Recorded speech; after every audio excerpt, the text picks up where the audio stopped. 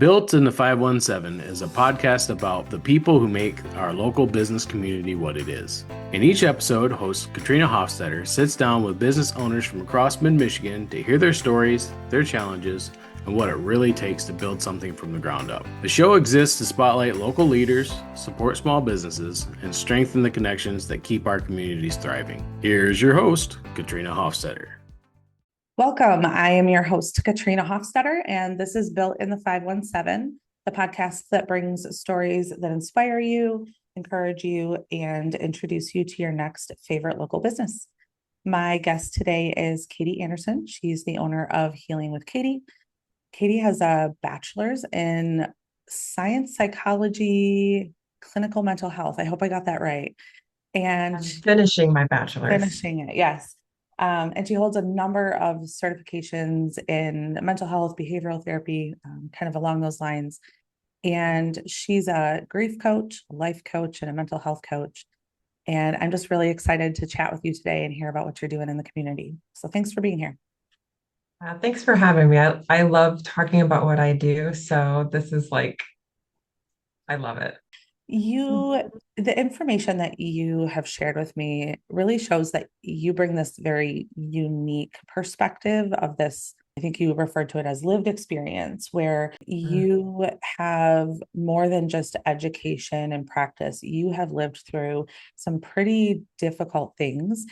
And all of that really shows what's fueled your passion to help others. So could you just share a little bit of your background that kind of led you to not only explore this field, but also start your business?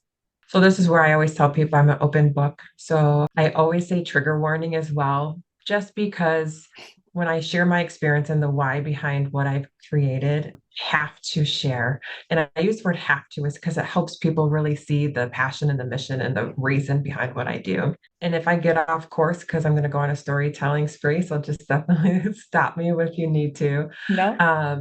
So the experience that I had, the very first traumatic event, when I say traumatic, this was like extreme traumatic. So my mother died by suicide when I was 7 years old, and it was a site that I came home to after school. So that really started a shift in my upbringing outside of my dad being an alcoholic, my dad being in the trades. So I was a daughter of somebody in the trades that really had that addiction, that emotional detachment. So I grew up with that, the witnessing of it, but also gaining the same skills that was taught down by just observing and watching. That's where I really started. But just because of that trauma, it was my healing journey that really pushed me to do what I do.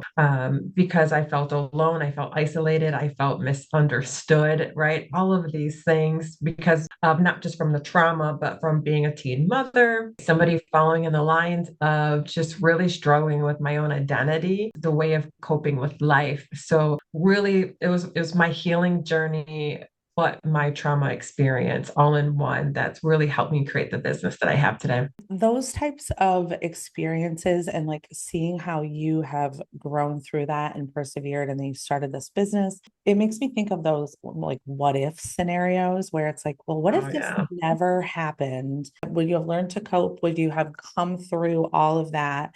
And on the other side, would you be the Katie we know today? Like no one should have to go through and experience the things that you did. But if you didn't, you would be a different person and you maybe wouldn't have fun with Katie. And I don't know, it's such a difficult thing to ponder. I know what's funny is I don't even like doing the what ifs anymore because I used to all the time. What if I really went through this? And what if that never happened to me? But I love who I am today. And I love what I've created today. And I try to preach that to my kids because we all go through something. And the more that we put the energy into the what if, we're holding ourselves back from moving forward and creating something beautiful, even from the chaos that we've went through. I think that's probably something that a lot of people struggle with. I mean, I can ponder the what ifs myself, but I think you really have to focus on where you're at now and what you're building. I just think that it's kind of sad, but it's beautiful where you're at and what you're doing for other people. So you started out just doing life coaching. So that was in, I think, Mhm. 2018. Yes. And you were just helping people figure out life, figure out how Mhm. to kind of be adults and deal with things. I think everybody needs that. We all need to know how to adult. No, when you said be adult, I was like, yeah.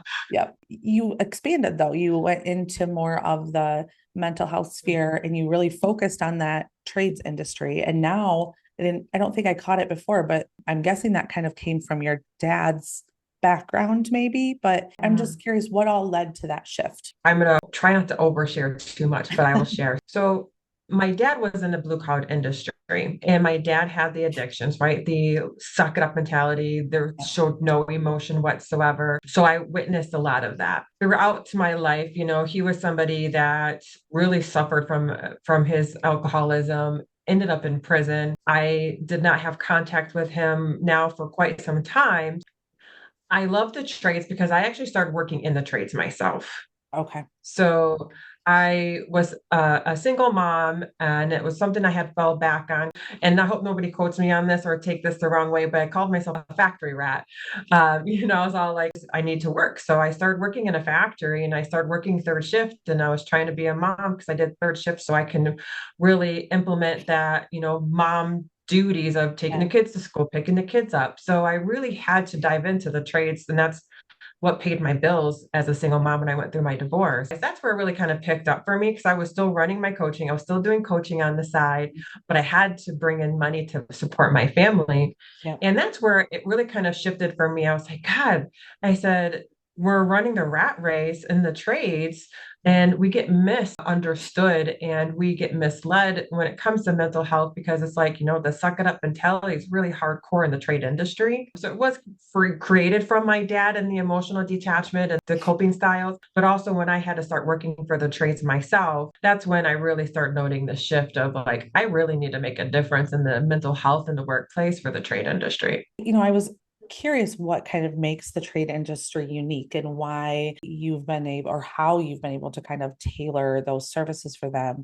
Is it just that kind of suck it up mentality, or is there more in that industry that is, like you said, misunderstood or maybe unknown to the general community that makes it so that they do need more focus on those mental health services? So there's so many factors, and I get this question all the time. It is a strong suck it up mentality, but with that suck it up mentality, there's no creation of space to talk about what's going on or with our feelings or behaviors. It's all clumped together as just keep going, right? You have to push through. So it's really about teaching how to create space, but also teaching how to label and have those conversations. I was never taught that. And that's why I feel like my experience outside of my education has really helped within the trades because I'm like, oh, I get the suck it up mentality. I still have it myself. So I can definitely relate to suck it up, buttercup. But in all reality, it's like, we need to learn how to create the space, but we need to know how to label it. And perfect example this morning, I've been on 2 job sites already, and we're not talking about statistics anymore because we know that there is a crisis in the trades for mental health. Now it's about teaching. To a bunch of construction workers this morning, I'm talking about emotional body scanning. Where do you feel your emotions in your body and how do you label them? Because if we can learn how to understand how we're showing up, then we're going to be able to understand how we can articulate ourselves. Is the lack of space, I'm thinking like time. Is that what you mean when you say there's a lack of space? You're saying there's not time to focus on these No, things? the space is like the energy space that Energy. we have. So right now, as we're having this conversation, the space to talk freely with no judgment, Okay. knowing that we're human. There's probably a heavy male population in the trades industry. I know that more women are getting into it, Yes. but is it like we've got to be these tough macho men? Maybe we don't build relationships with each other on the job site like we would in another field. We're not going to talk about it because we don't know how. We got to be tough and just grind all day. Is that what's Yeah. preventing the space? Yes and no. They have long hours, it's physical labor, Yeah. but people think it's just physical labor. It's also emotional and mental labor, right? Because you have to think of safety all the time on any type of trade job, from a mechanic to manufacturing to construction. Mental strain is happening all the time. So the life work balance is definitely out of balance when it comes to all trades. And that's another factor of mental health crisis is also the long work hours. But you mentioned something too about the culture within of like the way they communicate together. The one big thing I love about the trades is the true brotherhood that's in the trades. They may have the suck it up mentality. They may have the talking to each other, excuse my language. Really, when things hit the fan, they actually do have each other's backs. That's what I love about the trades. It's a huge family. You mentioned the mental load of constantly being worried about safety. I don't think I ever really thought about that. I have a brother-in-law who used to work, maybe he still does, but in like the tree industry, like he would be cutting down trees and up on the poles and whatever. There were a couple of times we heard about somebody would, get a line and they'd get zapped or something. I don't think enough people really think about how much has to be on their mind all day if they're up on poles or if they're, I don't know, climbing things to build buildings and stuff. Yes. And it's not just probably for themselves. They're also, if they're working on a site where there are multiple people, they're probably constantly aware of everyone around them and what they're doing because somebody could do something that impacts other people. That is an interesting element that I had not thought of impacting that. I was thinking more along the lines of, like you said, the long hours, the physical labor. I had never thought about that before. Wow. Yeah. So I'm going to give you a comparison because sometimes when we're not in the trades world, we don't think about this comparison. As a mom, right? I'm a mom of 4 kids, and how I can compare the emotional drainingness of being in the trades is like when I'm a mom, I'm in public with my kids, I'm on alert 100% of the time, right? Who's coming close by, what's going on, are they safe, what's the environment like, who's the people, I'm scanning and scanning all the time, right? So in the trades, when they're in the field or in the manufacturing industry, they have to scan all the time about safety, what's coming to them, what's coming away from them, how are they safe, or do they have all their gear on to keep their safety? So just imagine as a mom how draining that is 24/7, right? And then being on that job. So a lot of times we do not think of the emotional capacity that they have to have on any trade industry job. And not everybody comes into that with the skills to process it. Just like some people aren't cut out for certain types of work, some people don't have the emotional capacity or, the ability to know how to deal with those feelings and those situations. I know a lot of the trades don't necessarily have to have, correct me if I'm wrong, certain types of education. They do like vocational work, right? They do apprenticeships. It depends on the situation. But for any education that they do receive, is there anything happening that is helping with this, that's helping them or teaching them how to deal with these types of situations? I'm going to say no, but that's where I come in. I work with a lot of companies to where I can go in and I do toolbox talks, workshops, training, speaking engagement. And I don't just share data, I'm always teaching something. Okay. Because the world already knows a lot of the data. It's everywhere, right? But we need more teaching. We need to, like you said, they're not taught to take care of that load. They're not taught to understand how to, decompress in a healthy way. It's stuff that we need to teach. You touched on a couple of other services that I was going to ask about. Can you just kind of, roll through what all you're offering right now in addition to just the basic coaching? So we have an EAP program for the trades that's just for the trade industry, to where it's a really beautiful, where we do one-on-one coaching, we do grief support, on the job site fatality support, we do trainings. We also do mental health mentor advocacy certifications for any foremen, leaders, or managers that really want to make sure that they understand any type of mental health capacity to be an advocate for the job site. We do culture trainings for the trade industry. So that's what we do a lot for the trades. But in general, we do one-on-one coaching, we do leadership, we do relationship coaching. And I also facilitate a survivors of suicide loss support group. What I'm gathering from a lot of what you've shared so far is that you don't just offer these services, you're unique in the sense that you really are educating and teaching, so that mentorship is, you're teaching, like you said, the foreman, so that they can be equipped with these tools and they can go out and help other people, as opposed to, we're just going to talk. We're not just going to talk. We're going to do more. You're going to teach them. Is that what you would say really makes your services unique compared to other maybe life coaches or grief coaches? Yes, 100%. My goal is to build independence in each person that we talk to. And our goal is to teach them a strong foundation of themselves. So no matter what you're coming to us for, you're going to have more awareness of yourself. And I always get that question, how do you teach awareness? Come see me and find out. There's a ton of different tools that I'm sure that you use. Is there anything that makes these tools more applicable just in everyday life than some typical coaching tools? Do you mean by like mental health skill tools like box breathing? Yeah, I've gone through therapy before, just, trying to learn how to deal with things like anxiety or Mhm. stress, things like that. But I've heard of, like you said, the box breathing. I've heard of different tools, and I'm just curious, are there tools that you teach that you see have a better impact or a stronger impact with people than maybe some other types of tools that are being shared? So this may sound kind of basic. So we do teach box breathing to every single person that sees us. So no matter what your job title is, you learn how to box breathe. We teach you, we walk you through it, we even make you do it. But we also teach perspective. A lot of times we think that our perspective is the only perspective when we can get on our own little box, our own little comfort zone. So when I say we teach awareness, that is one way that we teach awareness. So we have this really special skill that we teach every single person that works with us, no matter what you're coming to. And that's the beauty of the skill. So that we're going to teach you how to look outside of your perspective, but also recognize if your perspective is through the emotional lens or non-emotional lens. Is that in any way similar to like, I'm in my bubble and I can't control what's outside of my bubble, but I need to be aware of it and like what's going on and who's in control of the things outside of my bubble? Is that kind of along the Yes. same lines?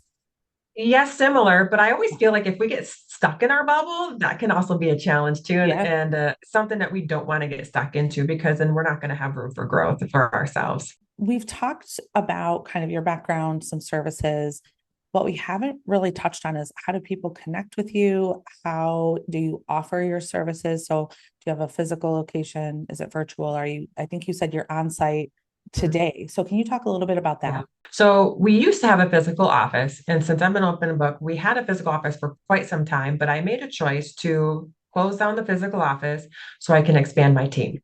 Okay. So I have 5 coaches that work with me. I have a full-time client manager that oversees all of our one-on-one clients that we see and also our contracts. Right now I do job sites. So currently right now, I know you can't see because I have this amazing background. I'm on a job site because I've already done two toolbox talk. So I'm actually on a construction site right now.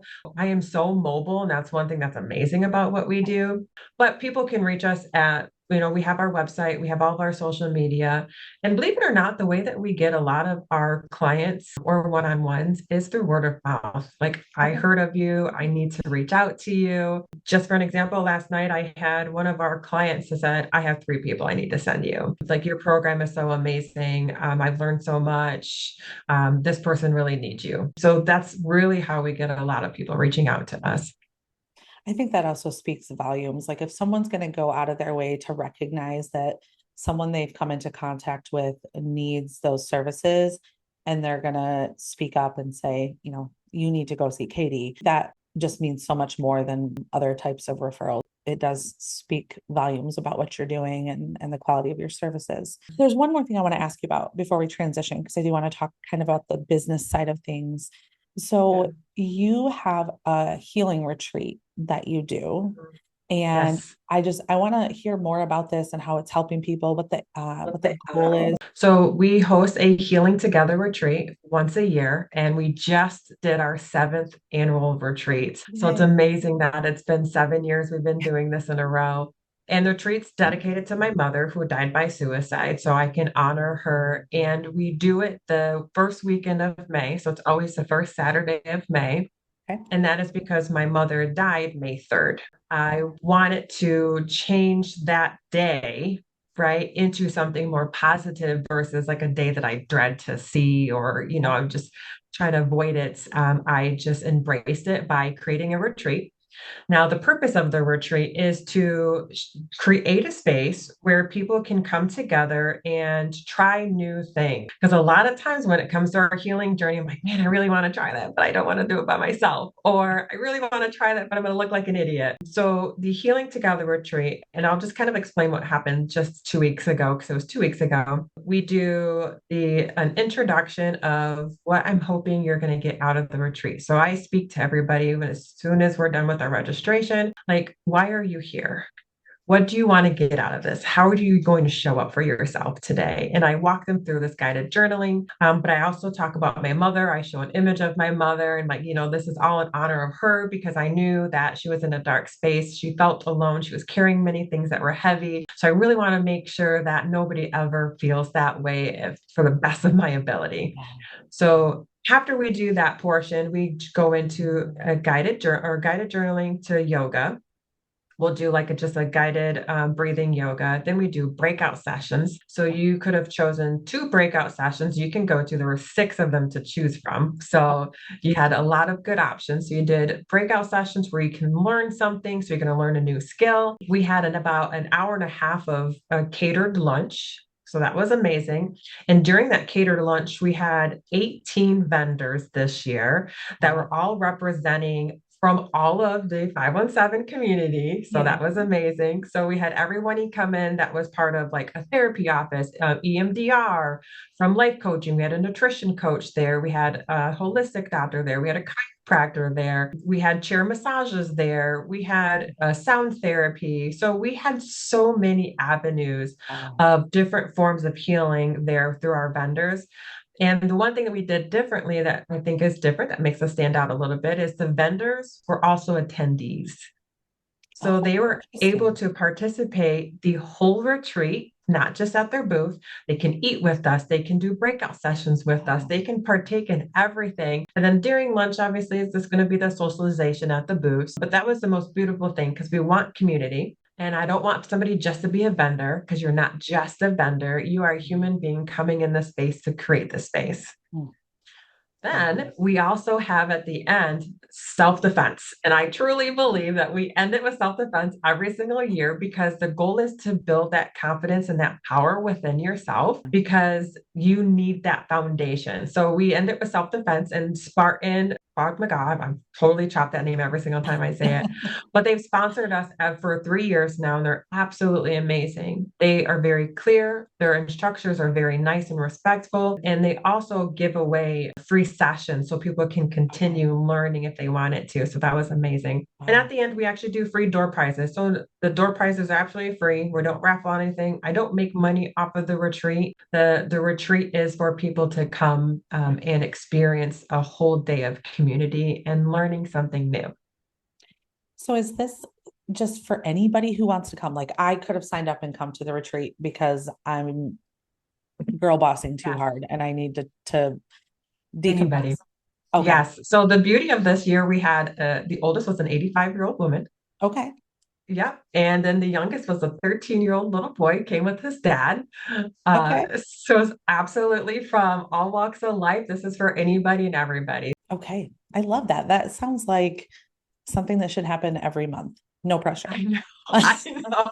I get that all the time. And I'm like, girl, that's a lot. It's a lot. Okay. So let's pivot a little bit. I want to talk about kind of the business side of things. Yeah. What would you say you love the most about what you're doing for work in the community? I love that I can inspire people to inspire themselves. Okay. How do you see that in other people? Like, how do you recognize that you've accomplished that? I can see they feel lighter. Okay. What happens is they see the shift in how they show up for themselves. Okay. Like, wow, I really set the step firm in that boundary. Wow, I really made that priority happen. Wow, I really said what I had to say when I needed to say it. Those are the moments that, I mean, I'm just getting goosebumps just saying that out loud, right? Those are the moments that I'm like, that's what I love to do right there. Now, how often do you get to see that in real time versus they tell you about it later? So honestly, more often than you think. Okay. Because as what we do for our coaching is we try to coach and hold accountability weekly. So more often than they think. You mentioned having to scale back from the physical location, which I'm sure wasn't an easy decision to make. And just generally growing a business is not easy. Yes. Where would you say that you kind of found support along the way, either from friends or family or other business owners, just supporting you as a business owner? I'm glad you said that because if I didn't have support system through other networks, and it wasn't from friends, it wasn't from family, It was from business people I've met along the way, asking questions, asking for guidance, and building those relationships really helped me and encouraged me along the way. They're like my biggest cheerleaders. It's interesting that that is a very common answer I get when I ask people about that. I guess other than my husband, who is very integral in the business and works with me, Yeah. the people that really have not just shown up, but Mhm. go out of their way to talk to me, to, check in with me and ask how things are going, offer help or guidance or anything. It really is, it's a lot of those other business owners that I've met along the way. What would you say is maybe a hurdle? And if you can think of one other than having to close down the physical location, great. If not, but what's a hurdle Yeah. that you maybe have faced over the last, 7, 8 years that you did overcome? And maybe if someone else is in that position now, you could inspire them on how they're going to get through it. I feel like I have a big answer for that one. Okay. So, biggest thing is I didn't have a full degree in Okay. mental health when I first started. Okay. I was basing it off of my life experience, my healing journey, and the biggest hurdle I got was, are you a licensed therapist? Yeah. And I really got doors closed on me a lot when I would say, no, I'm not a licensed therapist, but I am certified in life coaching. At the time when I first started, I was like, I got my life coaching certification. I'm so excited, like I'm going to keep going. But Yeah. I had so many people like, oh, you're not a licensed therapist, I don't want to work with you. Yeah. But I knew that my experience alone was going to help so many people. Yep.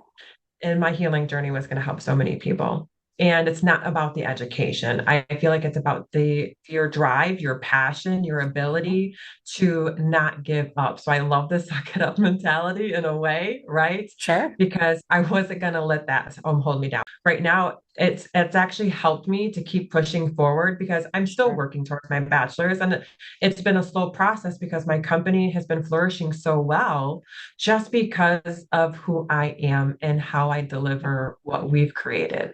I love it. That's beautiful. It sounds to me like you're saying, don't give up. Like, Don't give even up. when the doors are closed, even when somebody says no, Yeah. you got to go with your gut on, believing in yourself. So, Yeah. Like I knew I had a powerful story. I knew I had a purpose. Like I knew that just me learning how to be there for somebody and support them in their most darkest and loneliest and heaviest space in their life, no education is going to teach you how to do that. I'm no, sorry. Yeah. no. And I think that that is so applicable in other areas too, because Yeah. like take the law, for example, they don't teach you how to be a lawyer. They teach you the law. Mhm. And there's so much more, maybe it's different from, divorce law or criminal law versus what I Right. do, but it is a very relational type of service. Yeah. And Mm. that is not something that really can be taught in law Yeah. school. You have to have that experience. And I don't think I know I would not be the lawyer I am today. I would not have so much success if I hadn't spent almost 14 years as a paralegal, Right. but learning how to build those relationships and knowing how to work with people, I think it really does have a bigger impact than most education can. So Yeah. I'm with you on that one. So you mentioned that the support you found along the way came from other businesses. Is it through doing networking, or has networking played a role in growing your business? Yeah, networking, and don't quote me on all the names of the networking groups because I'm not going to remember all of them. That's okay. But like the Women's Forum, the Lansing Women's Forum, Yeah. that was one of the first networking groups that I went to. Okay. I think it was for me too. I joined BNI, so I did a local BNI for a few years, and then there's two other groups, and I can't think of the name on top of my head, but there's definitely four different networking groups that I have been a part of, and not like the full group has been beneficial, but just that one or two relationships that you find in those networking groups really helped resonate with what I'm doing, and Right. just the collaboration of that alone was really helpful. Yeah. I think we met at NACW, maybe. Yes, so Yep. that's another one. Yeah, I told you I was like, don't quote me on all of Yep. them. And I would agree, there's so many people, whether it's a women's only group or not, there's so many people there. And if you only get together once a month, it's really hard to build a strong, lasting relationship with every single person, especially if there's, people coming and going. But you get a couple of people in each of those groups and they become just like that core circle that you can really count on. And I think it does make a big difference. So even though you have those networking groups, as a business owner, where do you feel like you still need support or you still want support? I have been trying to find, but I'm stubborn. So this is the hard part.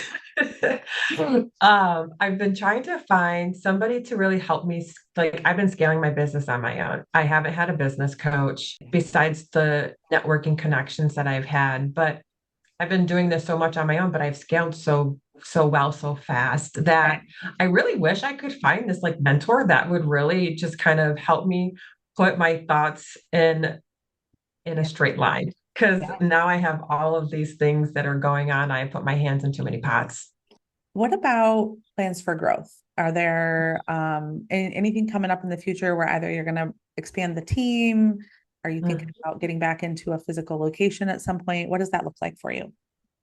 So both. I'm looking at scaling the team. I actually been interviewing lately and I run a mentor mentee group. So I certify life coaches. So usually when I certify life coaches, I take a couple for myself, for my team to build my team. But we're right now actually looking for a physical location so we can do that back again. And then the next thing we're actually trying to expand more on is our EAP for the trades. So that is our huge focus right now, is to really start building that up because it is very trade specific on what we do. And we have a very unique EAP program for our trade workers. So that's what we're really trying to focus and scale on right now. Okay. And for the viewers who aren't going to know what EAP stands for, including myself. So, an employee assistance program. Thank you. Okay. Yeah. So a lot of companies have benefits for their employees, like, healthcare, dental, and all of that. So we are an employee benefits package program where we are there for the employees. Okay. Any size staff? Like, is there a minimum number that there needs to be or no? Nope. So our smallest group is 4. For a tiny mechanic shop. And then our largest currently is 500 or 400. Wow. Before we close out, and thank you so much for being an open book and sharing so much of what you do. But before we close out, I do want to give you an opportunity. Every guest can offer some type of a promotion or a giveaway. And so do you want to just share for the viewers what you're offering, and then I can let them know how to get it, how to win it? Yeah. Yes. So I want to give away a workshop opportunity. So one of the best things and my favorite thing to do is to go into the workplace and do a workshop. And I have a list of titles that they can pick from, where I can come in for a full hour and do a workshop with an entire team. There's no size limit. So I've done hundreds of people to just a couple people. So no matter the size, I will be there for a full hour. I want to offer a workshop. Okay, that's wonderful. So what we'll do is we'll just say that anybody who either likes, shares, or comments on the video or the short, wherever they see it, and then we'll do a random drawing. We'll let you know, and then you can reach out to the winner. So perfect. That's amazing. Okay. I want to thank you again for joining me. This has been really great. I've enjoyed getting to know you better and getting to know your business better. And I'm just grateful that you took time out of your day to sit down with me. So thank you for that. Thank you for having me. This was a joy. So thank you. Good. All right.